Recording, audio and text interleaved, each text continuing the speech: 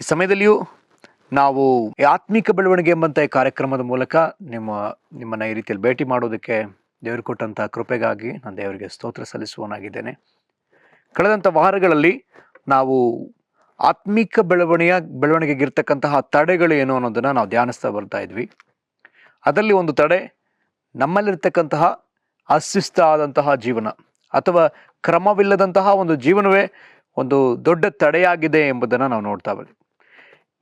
ಅಶಿಸ್ತು ಯಾವ ಕ್ಷೇತ್ರದಲ್ಲೆಲ್ಲ ಅಶಿಸ್ತಿದೆ ಅಥವಾ ಯಾವ ಕ್ಷೇತ್ರಗಳಲ್ಲಿ ನಾವು ನಮ್ಮನ್ನು ಶಿಸ್ತುಪಡಿಸಿಕೊಳ್ಬೇಕು ಅನ್ನುವಂಥದ್ದನ್ನ ನಾವು ಧ್ಯಾನ ಮಾಡಲಿಕ್ಕಿದ್ದೇವೆ. ಆಲ್ರೆಡಿ ನಾವು ಕೆಲವು ವಿಚಾರಗಳನ್ನ ನಾವು ಧ್ಯಾನಿಸಿದ್ದೇವೆ ಸಹ.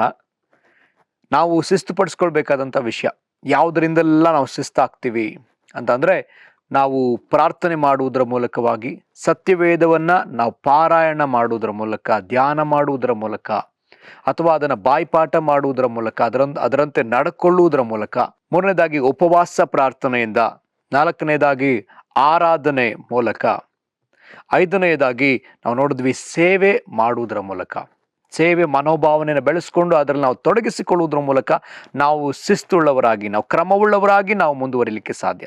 ಇದು ನಮ್ಮ ಆತ್ಮಿಕ ಬೆಳವಣಿಗೆಗೆ ಒಂದು ದೊಡ್ಡ ನಮಗೆ ಸಹಾಯವನ್ನು ಮಾಡುವಂಥದ್ದಾಗಿದೆ. ಸರಿ, ಹಾಗೆ ನಾವು ಮುಂದುವರೆದು ನಾವು ನೋಡ್ಲಿಕ್ಕಿರ್ತಕ್ಕಂಥ ಒಂದು ವಿಷಯ, ನಮ್ಮ ಆತ್ಮಿಕ ಬೆಳವಣಿಗೆಗೆ ನಮಗೆ ಸಹಾಯ ಮಾಡುವಂತಹ ಮತ್ತೊಂದು ವಿಚಾರ ಯಾವುದಂತ ಹೇಳಿದ್ರೆ, ನಮ್ಮ ಜೀವನದಲ್ಲಿರ್ತಕ್ಕಂಥ ಏಕಾಂತವಾದ ಪ್ರಾರ್ಥನೆ, ಸಾಲಿಟರಿ ಪ್ರೇಯರ್ ಎಂಬುದಾಗಿ ಹೇಳ್ತಾರೆ. ಏಕಾಂತವಾದ ಪ್ರಾರ್ಥನೆ ನಮ್ಮ ಕೊರತೆಗಳಿಗಾಗಿ, ಅವಶ್ಯಕತೆಗಳಿಗಾಗಿ, ಮತ್ತೊಬ್ಬರಿಗಾಗಿ ನಾವು ಮಾಡುವಂತಹ ಮನವಿಗಳು, ವಿಜ್ಞಾಪನೆಗಳು ಅದು ಒಂದು ಕಡೆ ಇರುವುದಾದರೆ, ನಾವು ಏಕಾಂತವಾಗಿ ಎಲ್ಲವನ್ನ ಮರೆತು ಎಲ್ಲವನ್ನ ಬಿಟ್ಟು ನಾವು ಪ್ರತ್ಯೇಕಿಸಲ್ಪಟ್ಟು ಮಾಡುವಂತಹ ಒಂದು ಪ್ರಾರ್ಥನೆ ಏಕಾಂತವಾದ ಪ್ರಾರ್ಥನೆ.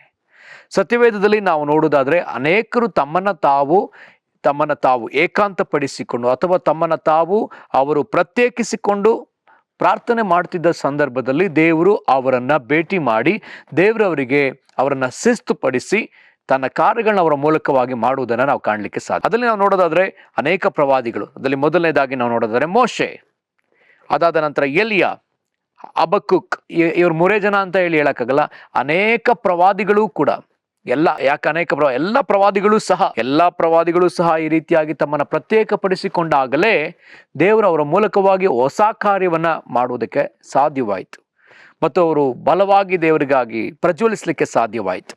ಸರಿ, ಈಗ ನಾವು ಒಂದು ಉದಾಹರಣೆಯನ್ನ ತೆಗೆದುಕೊಳ್ಳೋಣ. ನಾನು ಪ್ರಾರಂಭದಲ್ಲಿ ಹೇಳಿದಾಗೆ ಮೋಶೆಯ ಜೀವಿತವನ್ನು ನಾವು ತೆಗೆದುಕೊಳ್ಳೋಣ. ಮೋಶೆಯ ಜೀವಿತ ಕುರಿತಾಗಿ ವಿಮೋಚನ ಕಾಂಡ 3ನೇ ಅಧ್ಯಾಯದ 1ನೇ ವಚನದಿಂದ 6ನೇ ವಚನದವರೆಗೂ ನಾವು ಓದ್ತೇವೆ. ಕೆಲವು ವಿಷಯಗಳನ್ನ ನಾವು ಓದ್ತೇವೆ, ಅದನ್ನ ನಾವು ಓದೋಣ. ಈಗ ಮೋಶೆ ತನ್ನ ಮಾವನಾಗಿರುವ ಮಿದ್ಯಾನ್ಯರ ಆಚಾರ್ಯನಾದ ಇತ್ರೋನನ ಮಂದೆಯನ್ನು ಮೇಯಿಸುತ್ತಿರುವಾಗ ಆ ಮಂದೆಯನ್ನು ಕಾಡಿನ ಹಿಂಭಾಗಕ್ಕೆ ನಡೆಸಿಕೊಂಡು ಓರೆಬ್ ಎಂಬ ದೇವರ ಬೆಟ್ಟಕ್ಕೆ ಬಂದನು. ಅಲ್ಲಿ ಮುಳ್ಳಿನ ಪೊದೆಯೊಳಗೆ ಉರಿಯುವ ಬೆಂಕಿಯಿಂದ ಯೆಹೋವನ ದೂತನು ಅವನಿಗೆ ಕಾಣಿಸಿಕೊಂಡನು. ಹೇಗೆಂದರೆ ಅವನು ಒಂದು ಮುಳ್ಳಿನ ಪೊದೆಯನ್ನು ಕಂಡನು. ಆ ಪೊದೆಯು ಬೆಂಕಿಯಿಂದ ಉರಿಯುತ್ತಿದ್ದರೂ ಅದು ಸುಟ್ಟು ಹೋಗದೇ ಇತ್ತು. ಆಗ ಮೋಶೆ, ನಾನು ದಾರಿ ಬಿಟ್ಟು ಈ ಆಶ್ಚರ್ಯವನ್ನು ನೋಡಿ ಪೊದೆಯು ಸುಟ್ಟು ಹೋಗದೆ ಇರುವುದಕ್ಕೆ ಕಾರಣವನ್ನು ತಿಳ್ಕೊಳ್ಳುವೆನು ಅಂದುಕೊಂಡನು. ನೋಡುವುದಕ್ಕೆ ಅವನು ದಾರಿ ಬಿಟ್ಟದನ್ನು ಯೆಹೋವನು ಕಂಡನು. ದೇವರು ಆ ಪೊದೆಯೊಳಗಿಂದ ಮೋಶೆ, ಮೋಶೆಯೇ ಎಂದು ಕರೆದನು. ಅದಕ್ಕವನು ಇಗೋ ಇದ್ದೇನೆ ಅಂತನು. ದೇವರು ಅವನಿಗೆ, ನೀನು ಹತ್ತಿರ ಬರಬೇಡ, ನಿನ್ನ ಕಾಲಿನ ಕೆರಗಳನ್ನು ತೆಗೆದು ಹಾಕು, ನೀನು ನಿಂತಿರುವ ಸ್ಥಳವು ಪರಿಶುದ್ಧ ಭೂಮಿ ಎಂದು ಹೇಳಿದನು. ಅದಲ್ಲದೆ ಆತನು, ನಾನು ನಿನ್ನ ತಂದೆಯ ದೇವರು, ಅಬ್ರಹಾಮನ ದೇವರು, ಇಸಾಕನ ದೇವರು, ಯಾಕೋಬನ ದೇವರು ಅಂದಾಗ ಮೋಶೆ ದೇವರನ್ನು ನೋಡುವುದಕ್ಕೆ ಭಯಪಟ್ಟು ಮುಖವನ್ನು ಮುಚ್ಚಿಕೊಂಡನು. ಈ 6 ವಚನಗಳನ್ನ ನಾವು ಓದಿದ್ದೇವೆ. ಒಂದು ಉದ್ದವಾದಂಥ ವಿಚಾರ. ಇದರಲ್ಲಿ ನಾವು ನೋಡುವಂಥ ಮುಖ್ಯವಾದಂತಹ ಒಂದು ವಿಚಾರ ಏನಂತ ಹೇಳಿದ್ರೆ, ಮೋಶೆ ತನ್ನ ಮಾವನ ಮಂದೆಯನ್ನು ಮೇಯಿಸ್ತಾ ಇದ್ದಾನೆ. ಓರೆ ಬೆಟ್ಟದ ಕಡೆಗೆ, ಕಾಡಿನ ಹಿಂಭಾಗಕ್ಕೆ ತೆಗೆದುಕೊಂಡು ಹೋಗ್ತಾ ಇದ್ದಾನೆ. ಆ ದೇವರ ಬೆಟ್ಟ ಎಂಬುದಾಗಿ ಹೆಸರುಗೊಂಡಂತ ಆ ಬೆಟ್ಟದ ಬಳಿಗೆ ಆತ ಹೋಗ್ತಿದ್ದಾನೆ. ಆ ಬೆಟ್ಟದಲ್ಲಿ ಏನಾಗ್ತಾ ಇದೆ ಅಂತ ಹೇಳಿದ್ರೆ, ಅಲ್ಲಿದ್ದಂಥ ಒಂದು ಪೊದೆ ಬೆಂಕಿಯಿಂದ ಉರಿತಾ ಇದೆ, ಆದರೆ ಪೊದೆ ಉರಿದು ಹೋಗ್ಲಿಲ್ಲ. ಇದನ್ನ ಅಲ್ಲಿ ಮೋಶೆ, ತುಂಬಾ ಸುಂದರವಾಗಿ ಬರ್ತಿದೆ, ಮೋಶೆ ನಾನು ದಾರಿ ಬಿಟ್ಟು ಈ ಆಶ್ಚರ್ಯವನ್ನು ನೋಡಿ ಪೊದೆ ಸುಟ್ಟು ಹೋಗದೇ ಇರುವುದಕ್ಕೆ ಕಾರಣವನ್ನು ತಿಳ್ಕೊಳ್ಳುವೆನು ಅಂದುಕೊಂಡನು. ಒಂದು ಕುತೂಹಲ ಮೋಶೆಗುಂಟಾಯ್ತು. ಅದನ್ನ ನೋಡ್ಬೇಕು, ನಾನು ಯಾಕೆ ಉರಿತಾ ಇದೆ ಅಂತ ಹೇಳಿ ಆತ ತನ್ನ ದಾರಿಯನ್ನು ಬಿಟ್ಟು, ತುಂಬಾ ಸುಂದರವಾಗಿರ್ತಕ್ಕಂಥ ಒಂದು ವಿಷಯ, ತನ್ನ ದಾರಿಯನ್ನು ಬಿಟ್ಟು, ತನ್ನ ಮಂದೆಯನ್ನು ಕಾಯುವ ದಾರಿಯನ್ನು ಬಿಟ್ಟು, ತನ್ನ ಕೆಲಸವನ್ನು ಬಿಟ್ಟು ಮುಂದೆ ನಾವು ನೋಡ್ತೀವಿ, ನೋಡುವುದಕ್ಕೆ ಅವನು ದಾರಿ ಬಿಟ್ಟದ್ದನ್ನು ಯೆಹೋವನು ಕಂಡನು. ಈ ದಾರಿ ಬಿಟ್ಟು ಅನ್ನೋಂಥ ವಿಷಯ ನನಗೆ ಇಲ್ಲಿ ದೇವರು ಕೆಲವು ವಿಷಯಗಳನ್ನ ಮಾತಾಡೋದಕ್ಕೆ ನನ್ನ ಪ್ರೇರೇಪಿಸ್ತಾ ಇದ್ದಾರೆ. ಏನಂದ್ರೆ, ಇಲ್ಲಿ ಮೋಶೆ ತನ್ನ ದಾರಿಯನ್ನು ಬಿಟ್ಟವನಾಗಿ ಆತ ಈ ದೇವರ ಬೆಟ್ಟವನ್ನು ಹತ್ತುತ್ತಾ ಇದ್ದಾನೆ. ದೇವರ ಬೆಟ್ಟದ ಬಳಿಗೆ ಬರ್ತಾ ಇದ್ದಾನೆ. ಆ ಪೊದೆಯ ಬಳಿಗೆ ಆತ ಬರ್ತಾ ಇದ್ದಾನೆ. ಆಗ ಅಲ್ಲ ನೋಡ್ತೀವಿ, ಆ ಪೊದೆಯಿಂದ ದೇವರು ಮೋಶೆ ಮೋಶೆ ಎಂಬುದಾಗಿ ಮಾತನಾಡುವವರಾಗಿದ್ದಾರೆ. ಹಾಗಿದ್ರೆ ಈಗ ಮೋಶೆ ತನ್ನನ್ನು ತಾನು ತನ್ನ ಎಲ್ಲ ಜವಾಬ್ದಾರಿಗಳಿಂದ ಪ್ರತ್ಯೇಕಪಡಿಸಿಕೊಳ್ತಾ ಇದ್ದಾನೆ. ತನ್ನ ಮಾವನಾದ ಮಿದ್ಯಾನರ ಆಚಾರ್ಯನಾದಂತಹ ಇತ್ರೋನನ ಮಂದೆಯನ್ನು ಮೇಯಿಸ್ತಿದ್ದ ಮೋಶೆ. ತುಂಬಾ ಮುಖ್ಯವಾದ ಜವಾಬ್ದಾರಿ ಅವನಿಗೊಂದು ಜವಾಬ್ದಾರಿ ಕೊಡಲ್ಪಟ್ಟಿತ್ತು. ಆ ಜವಾಬ್ದಾರಿಯನ್ನು ಆತ ಮಾಡ್ತಾ ಇದ್ದಾನೆ, ನಂಬಿಗಸ್ತನಾಗಿ ನೆರವೇರಿಸ್ತಾ ಇದ್ದಾನೆ. ಅದರ ಮಧ್ಯದಲ್ಲಿಯೇ ಆತ ತನ್ನ ಮಂದೆಯನ್ನ ಕಾಯುವುದನ್ನು ಬಿಟ್ಟು ತನ್ನನ್ನು ಪ್ರತ್ಯೇಕಪಡಿಸಿಕೊಂಡು ಆ ದಾರಿಯನ್ನು ಬಿಟ್ಟು ದೇವರ ಬಳಿಗೆ ಬರ್ತಾನೆ. ದೇವರ ಹತ್ರಕ್ಕೆ ಬಂದಾಗ ದೇವರಲ್ಲಿ ಆತ ಮಾತಾಡೋದಕ್ಕೆ ಪ್ರಾರಂಭಿಸ್ತಾನೆ. ಸೊ ಪ್ರಿಯರಾಗಿದ್ರೆ, ಇಲ್ಲಿ ಅರ್ಥ ಮಾಡ್ಕೊಳ್ಬೇಕಾದಂತ ಒಂದು ವಿಚಾರವಿದೆ. ನಾವು ನಮ್ಮನ್ನು ಏಕಾಂತಪಡಿಸಿಕೊಳ್ಳಬೇಕು. ನಾವು ನಮ್ಮನ್ನು ಏಕಾಂತಪಡಿಸಿಕೊಳ್ಳದ ಹೊರತು ದೇವರು ನಮ್ಮ ಸಂಗಡ ಮಾತನಾಡುವುದಿಲ್ಲ. ನಾವು ಆತ್ಮಿಕವಾಗಿ ಬೆಳೆಯೋದಕ್ಕೆ ಸಾಧ್ಯವಿಲ್ಲ. ನಾವು ನಮ್ಮನ್ನು ಏಕಾಂತಪಡಿಸಿಕೊಳ್ಳಬೇಕು. ಏಕಾಂತವಾಗಿ ಅಥವಾ ನಮ್ಮನ್ನು ಪ್ರತ್ಯೇಕಪಡಿಸಿಕೊಳ್ಳುವುದನ್ನು ದೇವರು ಅಪೇಕ್ಷಿಸ್ತಿದ್ದಾನೆ. ಅದನ್ನೇ ಆತ ನೋಡ್ತಾ ಇದ್ದಾನೆ. ದಾರಿ ಬಿಡ್ತಾನೋ, ಆ ದಾರಿಯನ್ನು ಬಿಟ್ಟು ಈ ಕಡೆಗೆ ಬರ್ತಾನೋ, ಅಥವಾ ಇನ್ನೂ ಅಲ್ಲೇ ಆತ ಇರ್ತಾನೋ, ಅದನ್ನೇ ಹಿಂಬಾಲಿಸ್ತಾ ಇದ್ದಾನೋ. ಪ್ರೇರೆ, ನಮ್ಮ ಒಬ್ಬೊಬ್ಬರಿಗೂ ಕೂಡ ದೇವರು ಕೊಡುವಂತ ಒಂದು ಜವಾಬ್ದಾರಿ ಇದೆ. ಈ ಲೋಕ ಕೊಟ್ಟಿರ್ತಕ್ಕಂತಹ ಕೆಲವು ಜವಾಬ್ದಾರಿಗಳಿದೆ. ನಮಗೆ ಈ ಲೋಕದಲ್ಲಿ ಅನೇಕ ಜವಾಬ್ದಾರಿಗಳು ಉಂಟು. ತಂದೆಯಾಗಿ ತನ್ನ ಮಕ್ಕಳನ್ನ ಸಲಹುವಂತಹ, ಸಾಕುವಂತಹ, ಹೆಂಡತಿಯನ್ನ ನೋಡಿಕೊಳ್ಳುವಂತಹ, ಪ್ರೀತಿಸುವಂತಹ, ಕುಟುಂಬವನ್ನ ನಡೆಸ್ತಕ್ಕಂಥ ಕೆಲಸದಲ್ಲಿ ಅನೇಕ ರೀತಿಯಾದ ಜವಾಬ್ದಾರಿಗಳು ನಿಭಾಯಿಸ್ತಕ್ಕಂಥ ಅನೇಕ ರೀತಿಯಾದ ಜವಾಬ್ದಾರಿಗಳುಂಟು. ಆ ಎಲ್ಲ ಜವಾಬ್ದಾರಿಗಳನ್ನೂ ಕೂಡ ಸ್ವಲ್ಪ ಹೊತ್ತಿಗೆ ಅದನ್ನ ಬದಿಗಿಟ್ಟು ದೇವರ ಬಳಿಗೆ ಬರಬೇಕಂತ ದೇವರು ನಮ್ಮಲ್ಲಿ ಬಯಸ್ತಿದ್ದಾರೆ, ನಮ್ಮಲ್ಲಿ ದೇವರು ಅಪೇಕ್ಷಿಸ್ತಿದ್ದಾರೆ. ಯಾಕಂದ್ರೆ ಆಗಿರೋದ್ರಿಂದ ನಾವು ನೋಡ್ತೀವಿ, ಮೋಶೆಯ ಆ ಒಂದು ಸಂದರ್ಶನ ನಂತರ ದೇವರಿಗೂ ಮೋಶೆಗೂ ಆದಂತ ಆ ಸಂದರ್ಶನದ ನಂತರ ನಾವು ನೋಡ್ತೀವಿ, ಮೋಶೆಯ ಜೀವಿತ ಸಂಪೂರ್ಣವಾಗಿ ವ್ಯತ್ಯಾಸವಾಗಿ. ಅಲ್ಲಿಂದ ಮೋಶೆ ತಿರುಗಿ ಕುರಿ ಕಾಯುವವನಲ್ಲ, ಬದಲಾಗಿ ಆತನು ಇಸ್ರಾಯೇಲ್ ಜನರನ್ನ ಬಿಡಿಸುವಂತ ವಿಮೋಚಕನಾಗಿ ಆತನ ಉಪಯೋಗಿಸಲ್ಪಡುವುದನ್ನು ನಾವು ಕಾಣ್ತೀವಿ. ದೇವರು ಆತನನ್ನ ಭೇಟಿ ಮಾಡಿದ್ರು ತಕ್ಷಣವೇ ಮೋಶೆಗೆ ಹೇಳಿದ್ರು, ನೀನು ಐಗುಪ್ತ ದೇಶಕ್ಕೆ ಹೋಗ್ಬೇಕು. ನಿನಗೆ ಮುಂದೆ ನಿನ್ನ ಅಣ್ಣನಾದ ಆರೋನ ಬರ್ತಾನೆ, ನಿನಗೆ ಬಾಯಾಗಿ ಆತ ಇರ್ತಾನೆ. ನೀನು ಫರೋಹನ ಬಳಿಯಲ್ಲಿ ನನಗೆ ಪರವಾಗಿ ಮಾತಾಡ್ಬೇಕು, ನಾನು ಹೇಳುವುದನ್ನು ಆತನಿಗೆ ಹೇಳ್ಬೇಕಂತ ಹೇಳಿ ದೇವರು ಮೋಶೆಗೆ ಹೇಳ್ತಾರೆ. ಪ್ರೇರಾಗಿದ್ರೆ, ಈಗ ನಾವು ದೇವರ ಉಪಯೋಗಿಸುವಂತಹ ಒಂದು ಪಾತ್ರೆಯಾಗಿ, ಆತ್ಮೀಕವಾಗಿ ಬೆಳೆದಂತಹ ಒಂದು ಪಾತ್ರೆಯಾಗಿ, ಶಿಸ್ತಾದಂಥ ಒಂದು ಪಾತ್ರೆಯಾಗಿ ನಾವು ಆಗ್ಬೇಕಂದ್ರೆ, ಶಿಸ್ತುಳ್ಳವರಾಗಬೇಕಂದ್ರೆ ನಾವು ನಮ್ಮ ದಾರಿಯನ್ನು ಬಿಡಬೇಕೆಂದು ದೇವರು ಬಯಸುವವರಾಗಿದ್ದಾರೆ. ನಾವು ನಮ್ಮನ್ನು ಪ್ರತ್ಯೇಕಪಡಿಸಿಕೊಳ್ಬೇಕಂತ ದೇವರು ಬಯಸುವವರಾಗಿದ್ದಾರೆ. ನಮ್ಮನ್ನು ಅಥವಾ ಏಕಾಂತಪಡಿಸಿಕೊಳ್ಬೇಕೆಂದು ದೇವರು ಬಯಸುವವರಾಗಿದ್ದಾರೆ. ಯಾಕೆ? ದೇವರು ನಮ್ಮ ಸಂಗಡ ಮಾತಾಡುವುದಕ್ಕಾಗಿ ಕಾಯ್ತಾ ಇದ್ದಾರೆ. ನಿನ್ನೊಂದಿಗೆ ದೇವರು ಮಾತಾಡುವುದಕ್ಕಾಗಿ ಕಾಯ್ತಿದ್ದಾರೆ. ಆತನಿಗೆ ಮಾಡಬೇಕಾದ ಅನೇಕ ಕಾರ್ಯಗಳಿವೆ.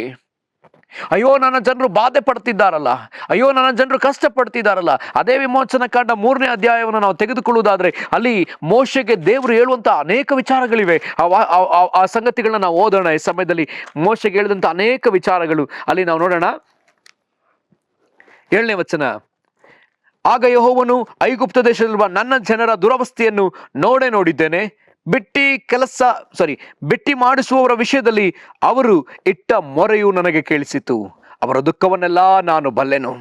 ಆದ ಕಾರಣ ಅವರನ್ನು ಐಗುಪ್ತರ ಕೈಯೊಳಗಿಂದ ತಪ್ಪಿಸುವುದಕ್ಕೂ ಆ ದೇಶದಿಂದ ಬಿಡಿಸಿ ಹಾಲು ಜೇನು ಹರಿಯುವ ವಿಸ್ತಾರವಾದ ಒಳ್ಳೆಯ ದೇಶಕ್ಕೆ, ಅಂದರೆ ಕಾನಾನ್ಯರು, ಹಿತ್ತಿಯರು, ಅಮೋರಿಯರು, ಪೆರಿಜಿಯರು, ಹಿವ್ವಿಯರು, ಯೆಬೂಸಿಯರು ವಾಸವಾಗಿರುವ ದೇಶಕ್ಕೆ ನಡೆಸಿಕೊಂಡು ಹೋಗುವುದಕ್ಕೂ ಇಳಿದು ಬಂದಿದ್ದೇನೆ.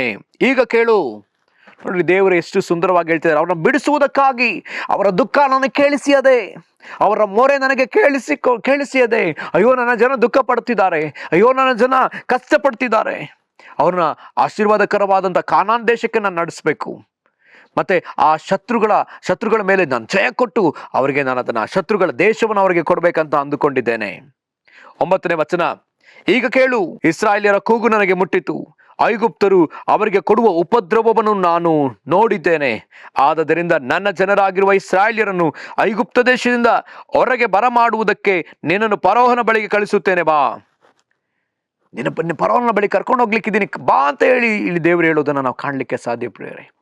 ಸೊ ಇಲ್ಲಿ ದೇವರು ಹೇಳುವಂಥದ್ದನ್ನ ತುಂಬಾ ಸುಂದರವಾಗಿ ಇಲ್ಲಿ ನಾವು ನೋಡ್ಲಿಕ್ಕೆ ಸಾಧ್ಯ. ದೇವರು ಆತನನ್ನ ಒಂದು ಕಾರ್ಯಕ್ಕಾಗಿ ಅಸೈನ್ ಮಾಡ್ತಿದ್ದಾರೆ. ತನ್ನ ಜನಗಳು ಕಣ್ಣೀರಿಡೋದನ್ನ ದೇವರು ನೋಡಿ ಮೋಶೆಯನ್ನ ಏರ್ಪಡಿಸ್ತಿದ್ದಾರೆ. ವಿಮೋಚಕನಾಗಿ ಆತನ ಏರ್ಪಡಿಸ್ತಾ ಇದ್ದಾರೆ.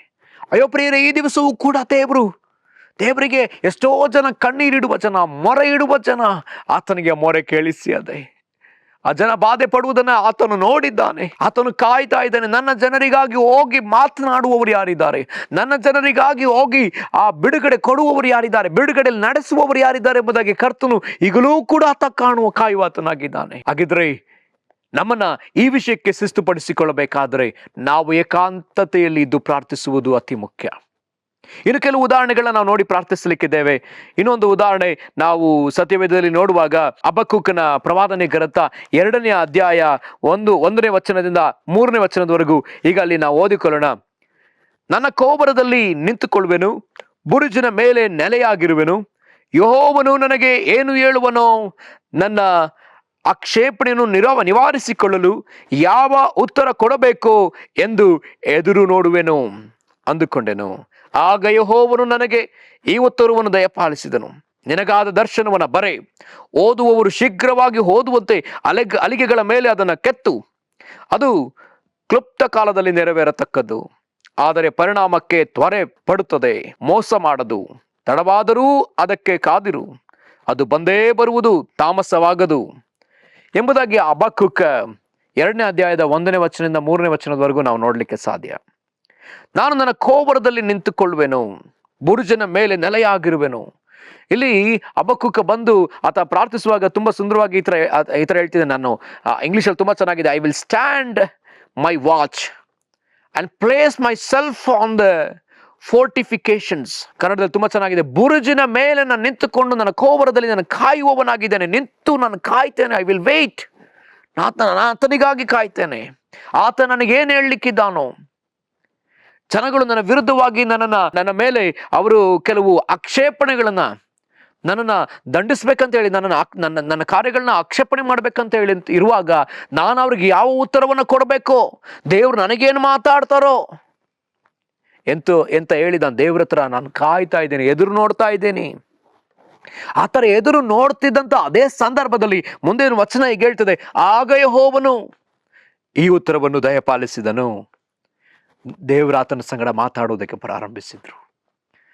ಇಲ್ಲಿ ಹಬಕ್ಕೂಕ ಆತ ದೇವರ ಸಮ್ಮುಖದಲ್ಲಿ ಕುಳಿತುಕೊಂಡಿದ್ದಾನೆ, ಆ ಬುರುಜಿನ ಮೇಲೆ ಕಾಯ್ತಾ ಇದ್ದಾನೆ. ಆಗ ದೇವರು ಆತನ ಸಂಗಡ ಮಾತನಾಡಿದ. ಪ್ರಿಯರೇ, ಹಾಕಿದ್ರೆ ನಾವುಗಳು ಕೂಡ ಇದೇ ರೀತಿಯಲ್ಲಿ ನಮ್ಮನ್ನು ಪ್ರತ್ಯೇಕಪಡಿಸಿಕೊಂಡು ಪ್ರಾರ್ಥಿಸುವುದಾದರೆ, ಆತನನ್ನ ಬಯಸುವುದಾದರೆ, ಆತನು ಖಂಡಿತವಾಗಿ ನಮ್ಮ ಸಂಗಡ ಮಾತನಾಡುವ ಕರ್ತನು. ಆತನು ಖಂಡಿತವಾಗಿ ನಮ್ಮ ಸಂಗಡ ಮಾತನಾಡುವ ಕರ್ತನು. ಇಲ್ಲಿ ಹಬಕ್ಕೂಕನಿಗೆ ಮಾತನಾಡಿದ ದೇವರು ನಮಗೆ ಮಾತಾಡುವುದಿಲ್ಲವೋ? ಖಂಡಿತವಾಗಿ ಮಾತನಾಡ್ತಾನೆ. ಈಗ ಹೊಸ ಒಡಂಬಡಿಕೆಯಲ್ಲಿ ಅನೇಕ ಉದಾಹರಣೆಗಳನ್ನ ನಾವು ನೋಡ್ಬೋದು. ಹಳೆ ಒಡಂಬಡಿಕೆಯಲ್ಲಿ ಅನೇಕ ಉದಾಹರಣೆಗಳಿದೆ. ಎಲಿಯನ ಉದಾಹರಣೆ ಇದೆ. ಎಲಿಯನಿಗೆ ದೇವರು ಹೇಳ್ತಾರೆ, ಎಲಿಯನ ಸಂಗಡ ಮಾತಾಡ್ತಾರೆ, ಅನೇಕ ಸಮಯದಲ್ಲಿ ಮಾತಾಡ್ತಾರೆ. ಹಾಗೆ ಈಗ ನಾವು ವಾಪಸ್ ವಿಷಯಕ್ಕೆ ಬರೋಣ. ಇಲ್ಲಿ ಯೇಸು ಸ್ವಾಮಿ ಕೂಡ ತನ್ನನ್ನು ಏಕಾಂತಪಡಿಸಿಕೊಂಡಂತ ಅನೇಕ ಉದಾಹರಣೆಗಳಿವೆ. ಅದನ್ನ ಸಹ ನಾವು ನೋಡಿಕೊಳ್ಳೋಣ. ಮತ್ತಾಯ ಬರೆದ ಸುವಾರ್ತೆ 14ನೇ ಅಧ್ಯಾಯದ 23ನೇ ವಚನ ಈಗ ಹೇಳ್ತದೆ, ಆತನು ಜನರ ಗುಂಪುಗಳನ್ನು ಕಳುಹಿಸಿ ಬಿಟ್ಟ ಮೇಲೆ ಪ್ರಾರ್ಥನೆ ಮಾಡುವುದಕ್ಕೆ ಏಕಾಂತವಾಗಿ ಬೆಟ್ಟವನ್ನ ಹತ್ತಿದನು ಮತ್ತು ಹೊತ್ತು ಮುಳುಗಿದ ಮೇಲೆ ಒಬ್ಬನೇ ಇದ್ದನು ಬೆಟ್ಟದ ಮೇಲೆ. ಯಾಕೆ ಯೇಸು ಕ್ರಿಸ್ತನು ಕೂಡ ಏಕಾಂತವಾಗಿರಬೇಕಾಗಿತ್ತು? ಬೇರೆ ಇಲ್ಲಿ ಅರ್ಥ ಮಾಡ್ಕೊಳ್ಬೇಕಾದ ಒಂದು ಮುಖ್ಯವಾದ ವಿಷಯ ಇದೆ. ಏಕಾಂತವಾದ ಪ್ರಾರ್ಥನೆ ನಮ್ಮನ್ನು ಶಿಸ್ತುಪಡಿಸ್ತದೆ, ನಮ್ಮನ್ನು ದೇವರಿಗೆ ನಿಕಟವಾದ ವ್ಯಕ್ತಿಯನ್ನಾಗಿ ಮಾರ್ಪಡಿಸ್ತದೆ. ಮತ್ತು ಇನ್ನು ಕೆಲವು ವಚನಗಳನ್ನ ನಾವು ಹಾಗೆ ನೋಡ್ಲಿಕ್ಕಿದ್ದೇವೆ. ಮಾರ್ಕನು ಬರೆದ ಸುವಾರ್ತೆ 1ನೇ ಅಧ್ಯಾಯ 12 ಮತ್ತು 35ನೇ ವಚನ, 12ನೇ ವಚನವನ್ನು ಓದೋಣ.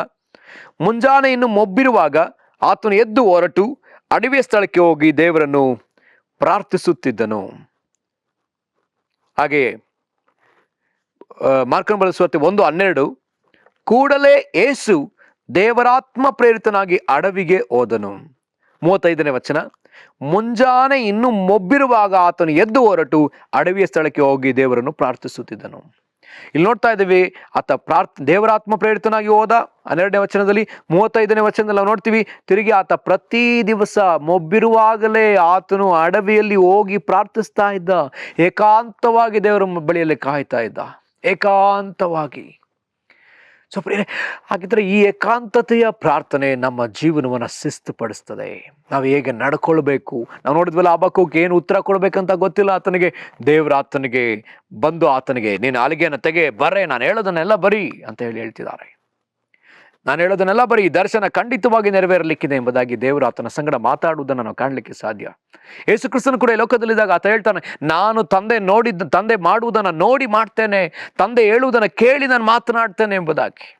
ಪ್ರಿಯರಾಗಿದ್ರೆ ಈ ದಿವಸ ಅಂತಹ ಜನರು ಈ ಲೋಕಕ್ಕೆ ಬೇಕಾಗಿದ್ದಾರೆ, ನಮ್ಮ ದೇಶಕ್ಕೆ ಬೇಕಾಗಿದ್ದಾರೆ, ನಮ್ಮ ಕರ್ನಾಟಕ ರಾಜ್ಯಕ್ಕೆ ಬೇಕಾಗಿದ್ದಾರೆ. ಏಕಾಂತವಾಗಿ ಪ್ರಾರ್ಥನೆಯಲ್ಲಿ ಕುಳಿತು ದೇವರ ಸ್ವರವನ್ನು ಕೇಳಿ ಹಾಗೆಯೇ ಜನಗಳಿಗೆ ತಂದು ಕೊಡುವಂತಹ ಜನರು ಬೇಕಾಗಿದ್ದಾರಲ್ಲ. 1 ಸಮುವೇಲ 12ನೇ ಅಧ್ಯಾಯದ 23ನೇ ವಚನ, ನಾನಾದರೂ ನಿಮಗೋಸ್ಕರವಾಗಿ ಯೆಹೋವನನ್ನು ಪ್ರಾರ್ಥಿಸುತ್ತಾ ಆತನ ಉತ್ತಮ ನೀತಿ ಮಾರ್ಗವನ್ನು ನಿಮಗೆ ತೋರಿಸಿ ಕೊಡುವುದನ್ನು ಬಿಡುವುದೇ ಇಲ್ಲ, ಬಿಟ್ಟರೆ ಆತನ ದೃಷ್ಟಿಯಲ್ಲಿ ಪಾಪಿಯಾಗಿರುವೆನು.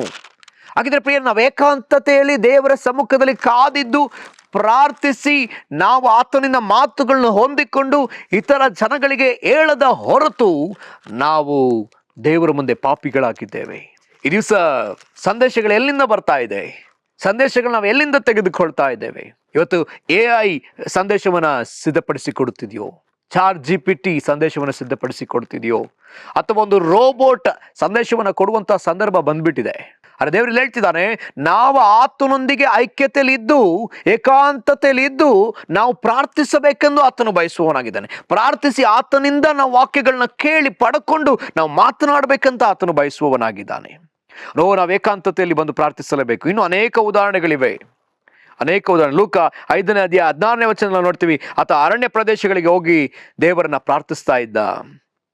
ಹಾಗೆ ಲೂಕ 6ನೇ ಅಧ್ಯಾಯ 12ನೇ ವಚನದಲ್ಲಿ ತಿರುಗಿ ನಾವು ನೋಡ್ತೇವೆ, ಅಲ್ಲಿ ಇಂಗ್ಲಿಷಲ್ಲಿ ತುಂಬಾ ಚೆನ್ನಾಗಿದೆ. And it happened in those days that he went out on a mountain to pray and continue in all night in prayer to god.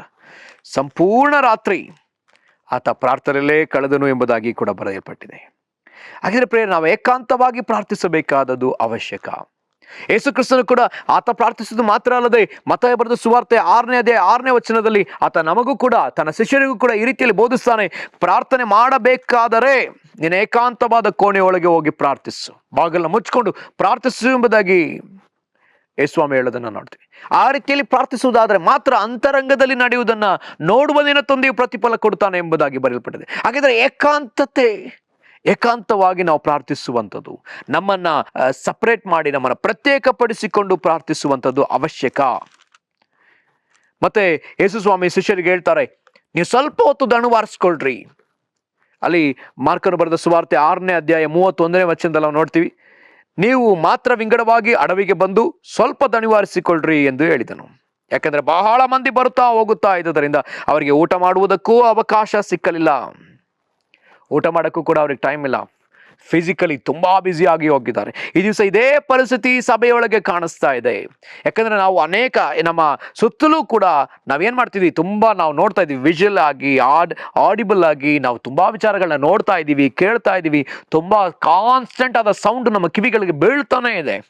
ನಾವು ತುಂಬಾ ಬಿಸಿ ಡಿಫ್ರೆಂಟ್ ಆದ ಕೆಲಸಗಳು, ಒಂದು ಕೆಲಸ ಅಲ್ಲ, ಎರಡು ಕೆಲಸ ಅಲ್ಲ, ಅನೇಕ ಜವಾಬ್ದಾರಿಗಳನ್ನ ನಾವು ನಿಭಾಯಿಸುವವರಾಗಿದ್ದೀವಿ. ಬೇರೆ ಬೇರೆ ಶಬ್ದಗಳು ನಮ್ಮ ಕಿವಿಗೆ ಬೀಳ್ತಾ ಇದೆ, ನಮ್ಮ ಕಣ್ಣುಗಳಿಗೆ ಅನೇಕ ವಿಚಾರಗಳು ಬೀಳ್ತಾ ಇದೆ. ಇದರಿಂದ ನಾವು ಡಿಸ್ಟ್ರಾಕ್ಟ್ ಆಗಿ ನಾವು ದೇವರ ಮಾತನ್ನ ಕೇಳಕ್ಕಾಗದ ಪರಿಸ್ಥಿತಿಗೆ ಬಂದ್ಬಿಟ್ಟಿದ್ದೇವೆ. ಅದಕ್ಕಾಗಿ ದೇವರ ದಿವಸ ನಮಗೆ ಹೇಳ್ತಿದ್ದಾರೆ, ನಾವು ಏಕಾಂತಪಡಿಸಿಕೊಳ್ಳಲೇಬೇಕು. ಏಕಾಂತಪಡಿಸಿಕೊಂಡು ಆತನ ಬಳಿಗಾಗಿ ನಾವು ಪ್ರಾರ್ಥಿಸಬೇಕು. ನಮ್ಮ ಶರೀರಕ್ಕೆ ನಾವು 12 ತಾಸು 8 ತಾಸು 6 ತಾಸು ನಿದ್ರೆಗಾಗಿ ನಾವು ಸ್ವಲ್ಪ ವಿಶ್ರಾಮ ಕೊಡ್ತೀವಿ. ನಮ್ಮ ಮೈಂಡ್ಗೆ, ನಮ್ಮ ಎಮೋಷನ್, ನಮ್ಮ ಸ್ಪಿರಿಟ್ಗೆ ಯಾವುದೇ ರೀತಿಯಾದ ರೆಸ್ಟ್ ಇಲ್ಲ. ಇನ್ನು ವರ್ಕ್ ಮಾಡ್ತಲೇ ಇದೆ. ಓ, ದೇವರು ಇಲ್ಲಿ ಬಯಸ್ತಾನೆ, ಅದಕ್ಕೊಂದು ರೆಸ್ಟ್ ಬೇಕು, ಒಂದು ಸೈಲೆನ್ಸ್ ಬೇಕು. ಸೊ ನಾವು ಆತನ ಸಮ್ಮುಖದಲ್ಲಿ ಕಾದಿರಬೇಕೆಂದು ಆತನು ಬಯಸುವವನಾಗಿದ್ದಾನೆ ಪ್ರಿಯರೇ. ಆಗ ದೇವರು ನಮ್ಮನ್ನು ಸರಿಪಡಿಸುವ ಆತನಾಗಿದ್ದಾನೆ. ಆಗಿರೋದ್ರಿಂದ ನಾವು ಈ ಸಮಯದಲ್ಲಿ ನಾವು ಪ್ರಾರ್ಥನೆ ಮಾಡೋಣ, ನಮ್ಮನ್ನು ಒಪ್ಪಿಸಿಕೊಟ್ಟು ನಾವು ಪ್ರಾರ್ಥನೆ ಮಾಡೋಣ. ದೇವರ ಆತ್ಮನು ನಮ್ಮ ಮೇಲೆ ಸಂಪೂರ್ಣವಾಗಿ ಆತ ಆಳ್ವಿಕೆಯನ್ನು ತೆಗೆದುಕೊಳ್ಳುವಂತೆ ನಮ್ಮನ್ನು ಬಿಟ್ಟುಕೊಳ್ಳೋಣ. ಮೋಶೆ ಸಂಗಡ ಮಾತನಾಡಿದ ದೇವರು, ಹಬಕ್ಕೂಕನ ಸಂಗಡ ಮಾತನಾಡಿದ ದೇವರು, ಪ್ರವಾದಿಗಳ ಸಂಗಡ ಮಾತನಾಡಿದ ದೇವರು, ಯೇಸು ಕ್ರಿಸ್ತನ ಸಂಗಡ ಮಾತನಾಡಿದ ದೇವರು. ಕಡೆಯದಾಗಿ ನಾವು ನೋಡೋದಾದ್ರೆ ಪೌಲನ ಸಂಗಡಲೂ ಕೂಡ ಆತ ಮಾತಾಡಿದ್ದಾನೆ. ಪೌಲ ಅರಬ್ಬ ಸ್ಥಾನದಲ್ಲಿ ಆಲ್ಮೋಸ್ಟ್ 3 ವರ್ಷಗಳ ಕಾಲ ಏಕಾಂತವಾಗಿ ಪ್ರಾರ್ಥಿಸಿದ್ದಾನೆ. ಇವತ್ತು ನಾವುಗಳು ಪೌಲನ ನಂತರದಲ್ಲಿ ಈಗ ನೀವು ಒಬ್ಬೊಬ್ರು ಇದ್ದೀರಿ. ಈಗ ದೇವರು ನಮ್ಮ ಸಂಗಡಲ್ಲೂ ಮಾತಾಡಬೇಕೆಂದಿದ್ದಾನೆ. ತನ್ನ ರಾಜ್ಯದ ಕಾರ್ಯವನ್ನು ನಮ್ಮ ಮೂಲಕ ಮಾಡಬೇಕೆಂದಿದ್ದಾನೆ.